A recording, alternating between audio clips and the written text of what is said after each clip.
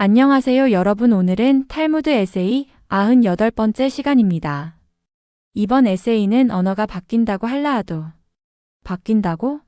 라는 제목으로 언어의 변화에 따라 할라아가 어떻게 바뀌는지 살펴보겠습니다. 먼저 내용을 요약해드리겠습니다. 이번 에세이는 언어 변화가 유대 율법인 할라아 해석에 미치는 중요한 영향을 다룹니다. 특히 쇼파르와 나팔처럼 시대에 따라 이름이 바뀐 물건들이 샤밧 규정이나 로시 하샤나 의식에 혼란을 주었으나 랍비들이 언어의 역사적 변화를 파악해 올바른 할라아를 확립했음을 보여줍니다.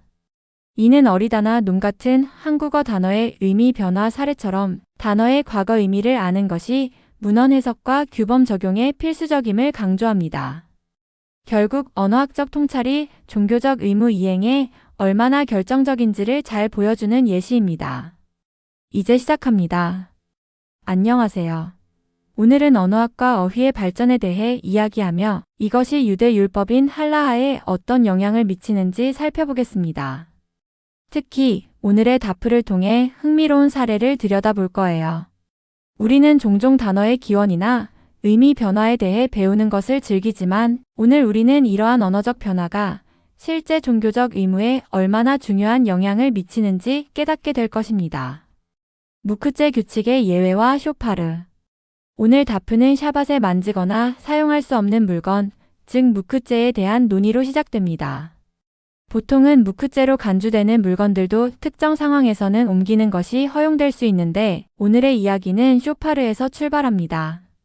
쇼파르는 유대교 의식에 사용되는 고대의 악기로 일반적으로 수장의 뿔을 가공하여 만듭니다. 양각나팔이라고도 불립니다.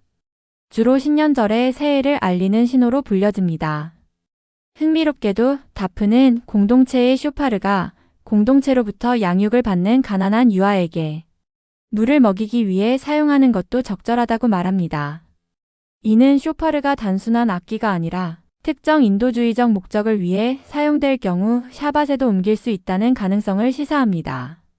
그리고 이 논의는 여기서 그치지 않고 쇼파르를 옮길 수 있는 것처럼 나팔도 옮길 수 있다고 확장됩니다. 언어적 혼란, 할라아적 난제. 하지만 여기서부터 이야기는 복잡해집니다.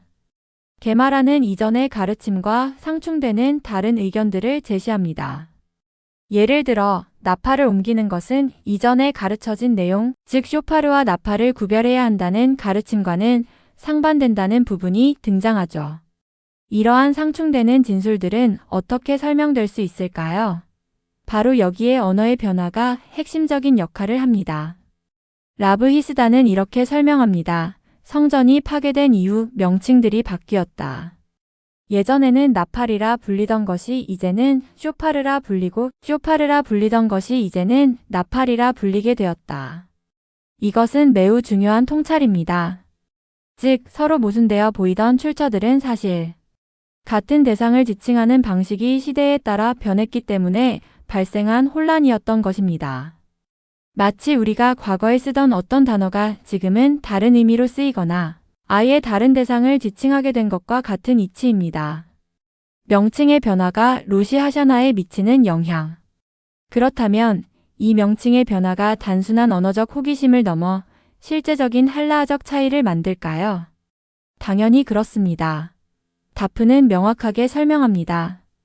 이 문제는 로시 하샤나의 쇼파르 할라아와 직접적으로 관련됩니다. 로시 하샤나에는 반드시 쇼파르를 불어야만 의무를 이행할 수 있습니다.